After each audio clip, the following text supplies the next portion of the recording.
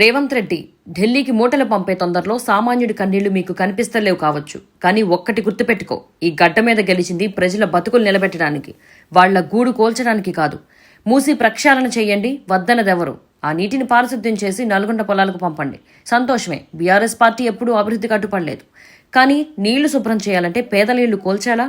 నల్గొండలో పంటలు పండాలంటే హైదరాబాద్లో మధ్యతరగతి వాడి సొంతింటి కల సమాధి కావాలా? ఇది ఏ ఊరి న్యాయం? ఇది ఏ రకమైన పాలన? మీ ఫోకస్ మూసీ మీద లేదు, ఆ పేరుతో దోచుకునే వేల కోట్ల రూపాయల మీద ఉందని గల్లీ గల్లీలో జనం మాట్లాడుకుంటున్నారు. మూసీ మురికిని కడిగేస్తారో లేదో తెలియదు, కానీ పేదల గుండెల్లో మాత్రం మంటలు పుట్టిస్తున్నారు. గుర్తుంచుకో రేవంత్ రెడ్డి, పేదల ఉసురు పోసుకున్న ఏ ప్రభుత్వం బతికి బట్టకట్టిన చరిత్ర లేదు. అభివృద్ధి అంటే బుల్డోజర్లు కాదు, పేదవాడి కళ్లల్లో ఆనందం. మా తెలంగాణ పేదవాడి గడప జోలికొస్తే మాత్రం బీఆర్ఎస్ కార్యకర్తలు ఊరుకోరు, ఖబర్దార్ అని కేటీఆర్ అసెంబ్లీలో కాంగ్రెస్ ప్రభుత్వానికి మాస్ వార్నింగ్ ఇచ్చారు.